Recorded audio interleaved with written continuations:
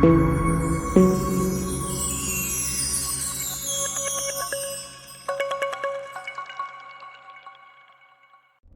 എല്ലാ പ്രിയപ്പെട്ട കൂട്ടുകാർക്കും നമസ്കാരം. ഇന്ന് ഞങ്ങൾ സ്വീഡനിലെ ഡ്രോട്ട്നിങ്ഹാം പാലസ് കാണാനാണ് പോകുന്നത്. അങ്ങനെ ഞങ്ങൾ യാത്ര ചെയ്ത് ഡ്രോട്ട്നിങ്ഹാം പാലസിൻ്റെ അടുത്തേക്ക് എത്താറായിട്ടുണ്ട്. അകലെ കാണുന്നതാണ് ഡ്രോട്ട്നിങ്ഹാം പാലസ്. അകത്ത് കയറാം. പാലസിന്റെ അകത്ത് ടൂർ എല്ലാം കഴിഞ്ഞിട്ട് നിങ്ങൾക്ക് ലേക്കിന്റെ ഫ്രണ്ടിലും അതിന്റെ സൈഡിൽ ഗാർഡനിലുണ്ട്. ഗാർഡനിലൊക്കെ ഒന്ന് ഫോട്ടോ എടുത്തിട്ട് ബസ്സിൽ കയറിയാൽ മതി. അപ്പൊ പോകുമ്പോൾ നമുക്ക് ആദ്യം ഒരുമിച്ച് പാലസിന്റെ അകത്തേക്ക് പോവാം. എൻട്രൻസ്. അങ്ങനെ ഞങ്ങൾ യാത്ര ചെയ്ത് ഈ പാലസിൻ്റെ പാർക്കിംഗ് ഗ്രൗണ്ടിലേക്ക് എത്തിച്ചേർന്നിരിക്കുകയാണ്. ഒരുപാട് കാറുകൾ അവിടെ വന്നിട്ടുണ്ട്. ഒരുപാട് ആളുകൾ അതുകൊണ്ട് തന്നെ ഈ പാലസ് കാണാനായിട്ട് എത്തിയിട്ടുണ്ട്. അപ്പോൾ ഞങ്ങളുടെ ബസ് അവിടെ പാർക്ക് ചെയ്തു. അതിന് ശേഷം ഞങ്ങളിപ്പോൾ അങ്ങോട്ട് നടക്കുകയാണ്.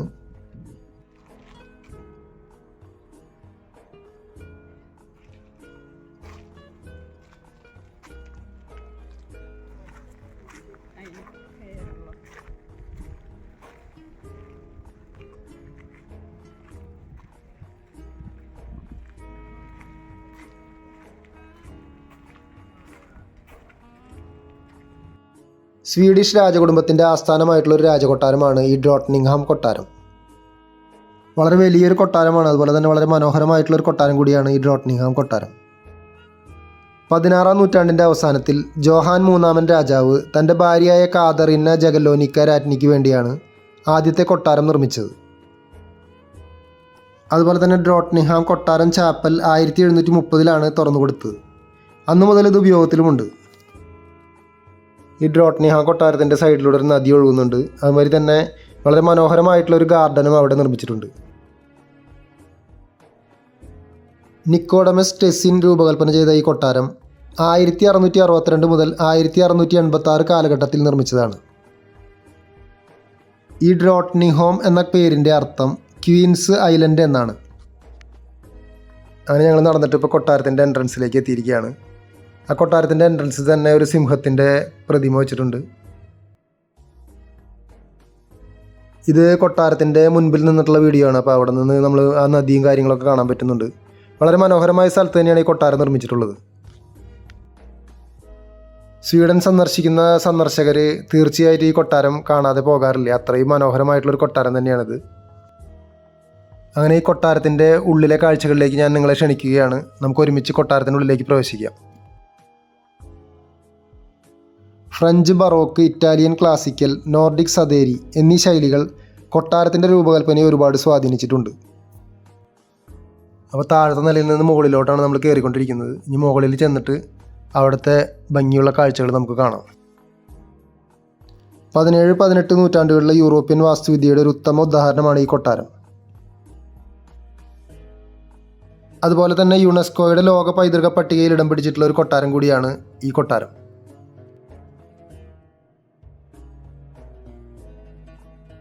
ഈ കൊട്ടാരത്തിൽ ജീവിച്ചിരുന്ന അവിടുത്തെ മെമ്പേഴ്സിൻ്റെയൊക്കെ കുറേ ഫോട്ടോസും കാര്യങ്ങളൊക്കെ അവിടെ വെച്ചിട്ടുണ്ട്. അപ്പോൾ അത് ഞങ്ങൾ ഒന്ന് നോക്കിയതാണ് അവിടെ ചെന്നിട്ട്.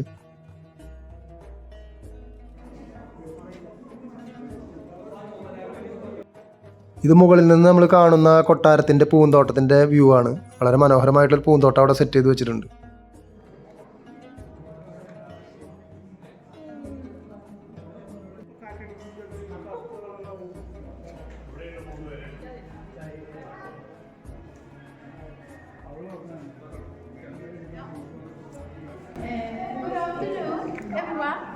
Welcome to Drottningholm Palace.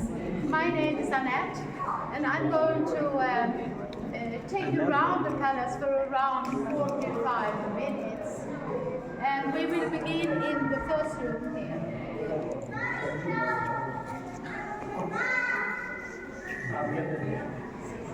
Okay, follow it. We have some rules here. If you have big bags, someone, you should not have it on the back, in the front, or in the hand. You can, of course, take pictures, but without flash.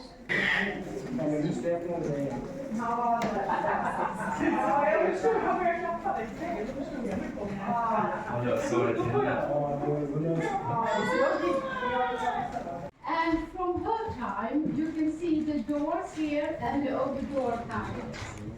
You have seen tapestries on the walls, not so much patterns, And this is because in the 1700s, 1744, we had another crown princess and crown prince.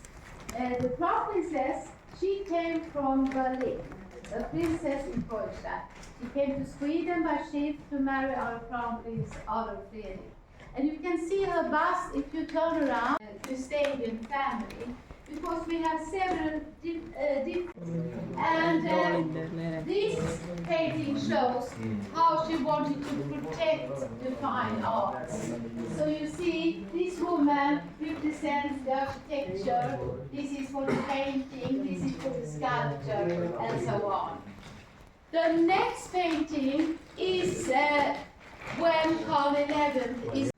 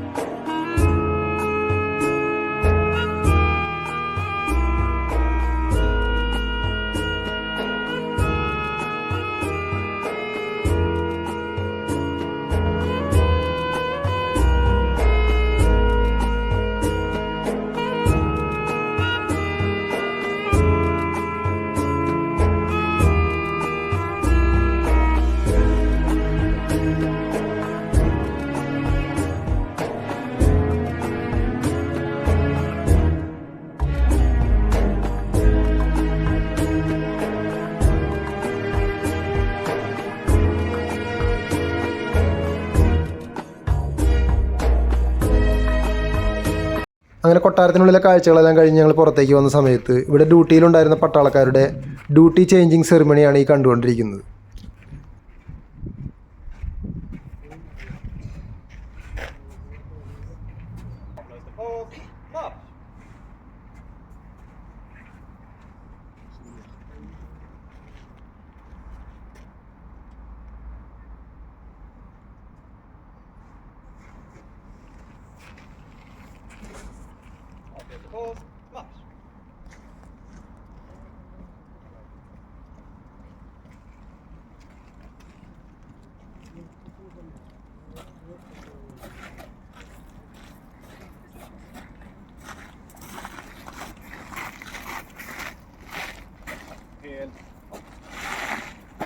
Avlösning framåt, marsch!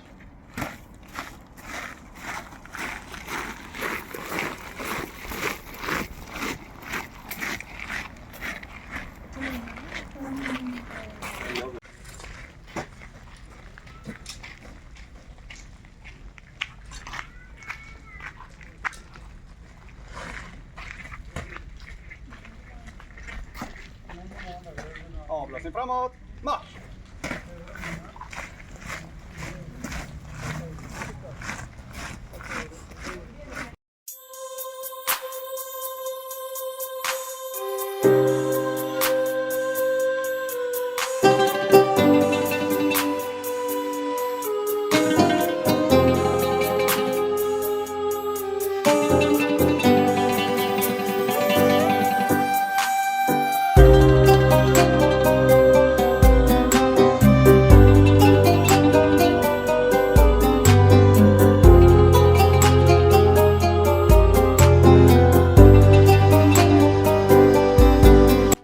സ്വീഡനിലെ മനോഹരമായിട്ടുള്ള ഈ ഡ്രോട്ടനിങ്ഹാം പാലസിൻ്റെ video നിങ്ങൾക്കെല്ലാം ഇഷ്ടപ്പെട്ട് കാണുമെന്ന് ഞാൻ വിശ്വസിക്കുകയാണ്.